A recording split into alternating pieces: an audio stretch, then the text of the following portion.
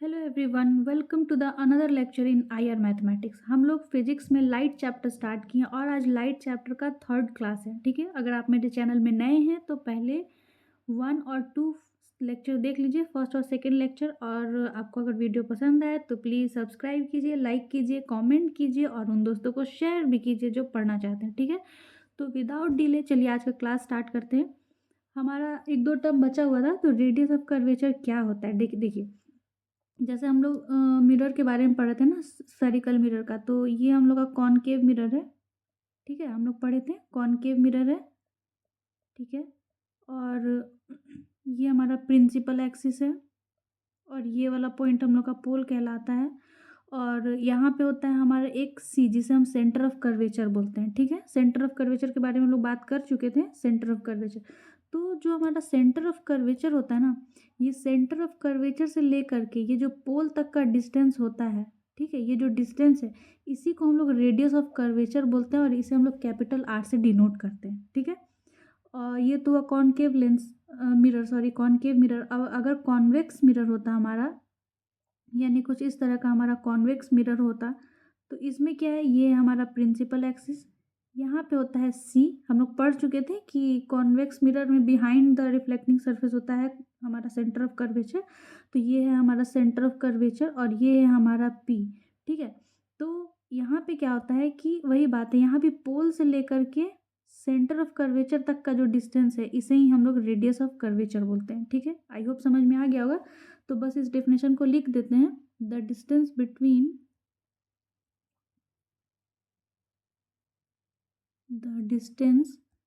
Between centre of curvature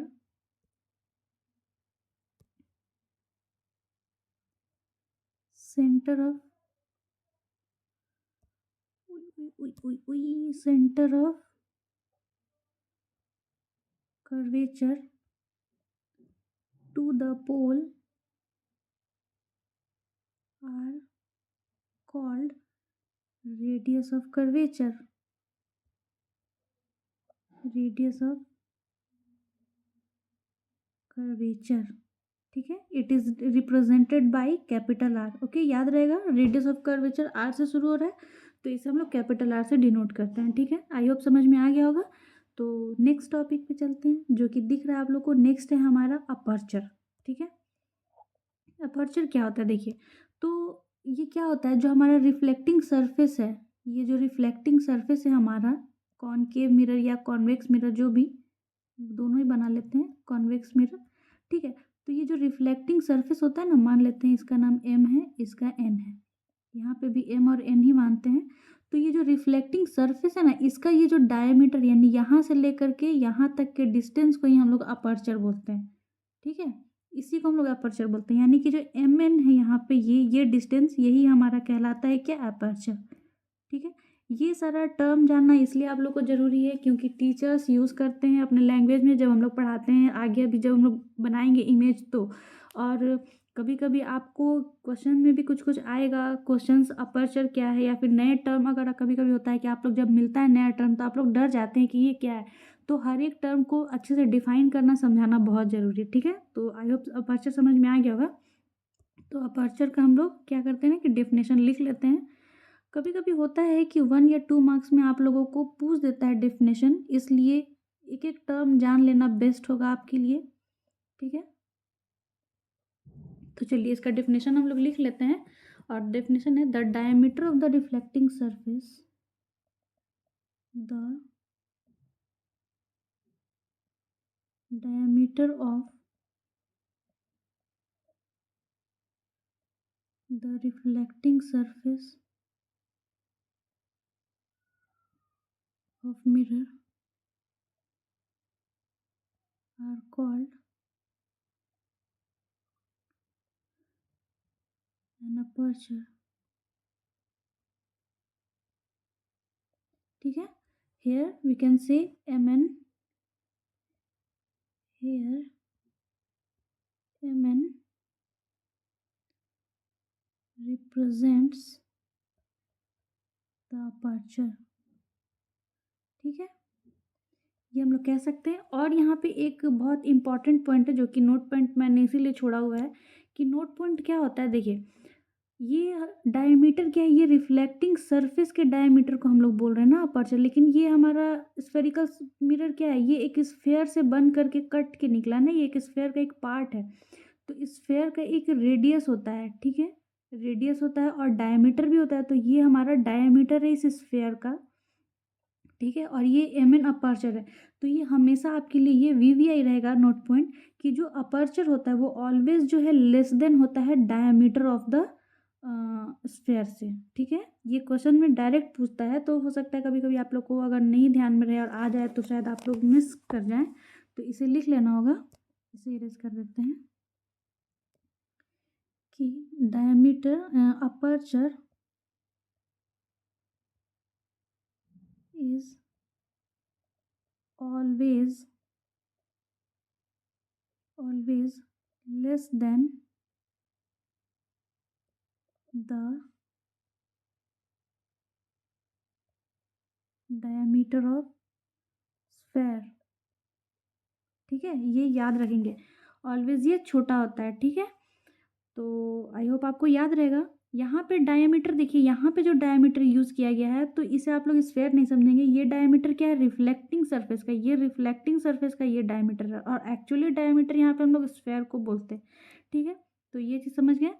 तो अब हमारा नया टॉपिक दिख ही रहा होगा आप लोगों को, यहाँ पे दिखा रहा है, मिटा देते हैं। क्या है, फोकल लेंथ क्या होता है, ठीक है। तो देखिए जैसे हमारा कोई मिरर है, स्फेरिकल मिरर है, कॉनकेव मिरर ले लेते हैं, ठीक है, कोई भी मिरर कॉनकेव मिरर है, ये है हमारा क्या, बताइए बताइए। Yes, principal axis. ये क्या है, ये है पोल, ये है हमारा सेंटर ऑफ कर्वेचर। तो जितना भी लाइन आता है ना, जो भी मतलब रेज आता है बहुत दूर से या नज़दीक से, जो भी रेज आ रहा है, तो वो क्या होता है कि एक पॉइंट से आकर के मिलता है, ठीक है। कहीं से भी कोई रेज आता है तो वो रिफ्लेक्ट करके कहाँ जाता है, एक पॉइंट पे जा कर के मिलता है। तो उसी पॉइंट को ही हम लोग वो एक हमारा होता है, उस पॉइंट को हम लोग फोकस बोलते हैं। उस पॉइंट को क्या बोलते हैं, फोकस, ठीक है। और उस पूरे डिस्टेंस को, पोल से लेकर के फोकस तक के बीच के डिस्टेंस को, फोकस के डिस्टेंस को ही फोकल लेंथ बोलते हैं, ठीक है। यानी एफ से पी तक के बीच के जो डिस्टेंस होता है, इसे ही हम लोग बोलते हैं फोकल लेंथ, फोकल लेंथ। और इसको हम लोग स्मॉल एफ से डिनोट करते हैं, ठीक है। जैसे देखिए कि इसका बहुत अच्छा एग्जांपल बता रहे हैं आप लोग, छोटा में ये एक मैग्नीफाइंग ग्लास से खेले होंगे, है ना। हम लोग के ज्योमेट्री बॉक्स में आता था, जो कि किसी भी चीज़ को बड़ा बता देता है। मान लीजिए इसको हम, अगर आपके बुक में लिखा हुआ है छोटा सा एफ, तो इसमें क्या दिखाता है, बड़ा सा एफ दिखाता है, ऐसा कुछ दिखाता है, ठीक है। तो क्या होता है ना कि जब हम लोग इसको बचपन में हम लोग खेले होते हैं कि धूप में ले जाते हैं ये मैग्नीफाइंग ग्लास, नीचे वाइट शीट रख लेते हैं, और इस अपने मैग्नीफाइंग ग्लास को ऊपर नीचे करके हम लोग देखते हैं कि कहाँ पे एकदम डार्क स्पॉट मिल रहा है हम लोग को, डार्क स्पॉट। और वहाँ पे कभी कभी क्या होता है, कोई कोई बच्चा यहाँ पे माचिस का तीली लगा देता है, जिसकी वजह से ये बहुत देर गर्म होने के बाद ये पूरा पूरी जल जाता है, ठीक है, ऐसा होता है, ये जल जाता है। तो ये जो डार्क स्पॉट हम लोग को मिलता है ना, ये क्या है, यही हमारा फोकस है, किसका, इस मैग्नीफाइंग ग्लास का, ठीक है, वो फोकस होता है। तो कोई भी जो रे होता है, एक पॉइंट से आकर के वो पास होता है जहाँ पे बहुत डार्क स्पॉट आता है, तो उसी स्पॉट को, उसी पॉइंट को जहाँ से हर रे जो है रिफ्लेक्ट होकर के जहाँ पे मिलता है, ठीक है, यहाँ पे मिलता है, उसी को हम लोग फोकस बोलते हैं। और पोल और फोकस के बीच के डिस्टेंस को ही हम लोग फोकल लेंथ बोलते हैं, जो कि स्मॉल एफ से डिनोट किया जाता है। ओके, समझ में आ गया कि सेंटर ऑफ कर्वेचर क्या है, फोकस क्या है, फोकल लेंथ क्या है। इसमें कंफ्यूज नहीं करना है, बिल्कुल भी कंफ्यूज नहीं करना है। फोकस समझा दी कि जहाँ से रे जो है रिफ्लेक्ट होकर के मिलता है, उस पॉइंट को ही हम लोग बोलते हैं फोकस, ठीक है। और पोल और फोकस के बीच के लेंथ को ही हम लोग बोलते हैं फोकल लेंथ, ठीक है। तो इस बात को हम लोग लिख लेते हैं डेफिनेशन में। फोकल लेंथ का डेफिनेशन क्या है, the distance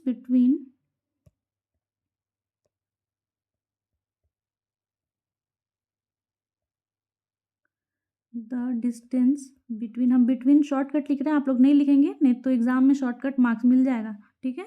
the distance between focus and pole of the spherical mirror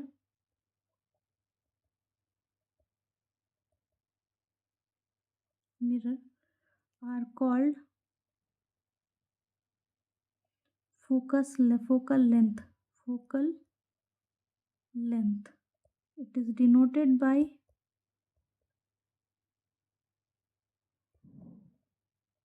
small letter F में, ठीक है। इसको इन्वर्टेड कॉमा में दिखा देंगे हम लोग, ठीक है। समझ में आ गया?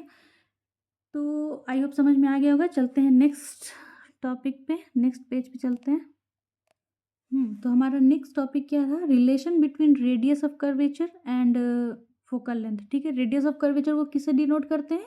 यस, कैपिटल आर से। और फोकल लेंथ को बताइए, स्मॉल एफ से, ठीक है। स्मॉल एफ से डिनोट करते हैं। तो ये जो रिलेशन है ना, इसको वीवीआई कर लो, क्योंकि ये बहुत ज़्यादा इम्पोर्टेंट रिलेशन है और ये 1 मार्क्स में आना ही आना है। नहीं आएगा वो सवाल ही नहीं पैदा होता है। इससे या तो न्यूमेरिकल आ जाएगा या फिर आपका क्वेश्चंस डायरेक्ट पूछ देता है रिलेशन क्या है। रिलेशन का मतलब होता है फॉर्मूला। यहाँ पे किस रिलेशन से वो दोनों का रिलेशन क्या है, कैसे ये डायरेक्टली प्रोपोर्शनल है, इन्वर्सली प्रोपोर्शनल है, क्या ये रिलेशन, ठीक है। और कोई रिलेशन नहीं समझना है तो चलो बताते हैं इसका रिलेशन क्या होता है।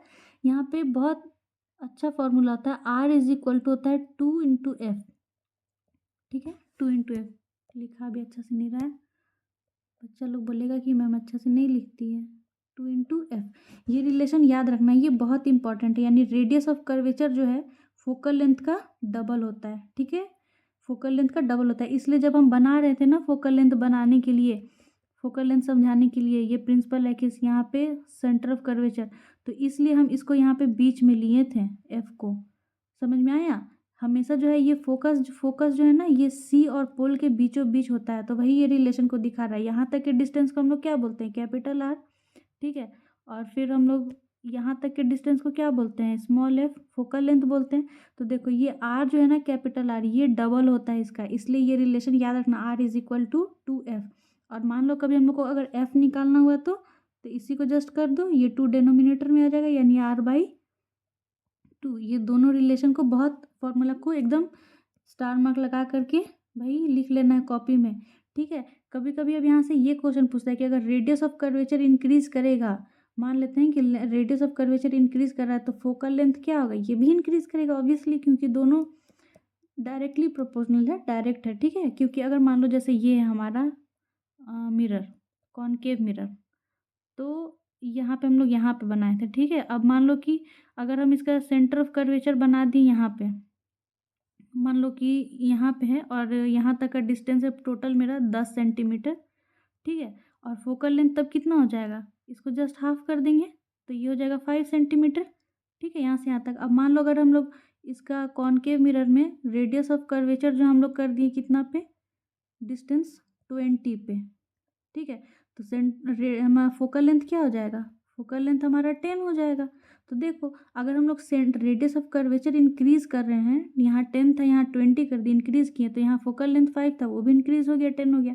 यानी कि डायरेक्टली प्रोपोर्शनल। अगर रेडियस ऑफ कर्वेचर इंक्रीज करें तो फोकल लेंथ बढ़ेगा, ठीक है। अगर फोकल लेंथ बढ़ रहा है तो रेडियस ऑफ कर्वेचर बढ़ेगा। अगर रेडियस ऑफ कर्वेचर घट रहा है तो फोकल भी घटेगा, डिक्रीज कर जाएगा, ठीक है। आई होप समझ में आ गया होगा, ठीक है। तो एक काम करते हैं, हमारा ये बहुत बड़ा टॉपिक है और बहुत अच्छे से समझने वाला टॉपिक है, इमेज फॉर्मेशन, ठीक है। इमेज फॉर्मेशन, यहाँ से क्वेश्चन बहुत सारा रहता है और हर बार बोर्ड के एग्ज़ाम में तो मतलब भरा पड़ा रहता है। तो इसको हम लोग नेक्स्ट क्लास में ही आराम से करेंगे, एक एक चीज़ समझेंगे कि इरेक्ट क्या है, रियल इमेज क्या होता है, ठीक है, वर्चुअल क्या होता है, एक एक वर्ड को बारे में समझेंगे। तो नेक्स्ट क्लास में मिलते हैं, ठीक है। तब तक के लिए यहाँ तक का नोट्स कंप्लीट करके एकदम पूरा सब चीज़ समझ लेना, ताकि जब हम जो टर्म यूज़ करें इमेज बनाने में तो ये ना लगे कि ये क्या बोल दी मैम, ठीक है। तो यहाँ तक देखने के लिए शुक्रिया। पढ़ते रहिए आराम से, अपना सेहत का भी ख्याल करिए, और ठंड आ गया है तो ज़्यादा सुस्ती नहीं करना है, पढ़ते रहना है, ठीक है। तो चलिए मिलते हैं नेक्स्ट क्लास में, तब तक के लिए बाय बाय।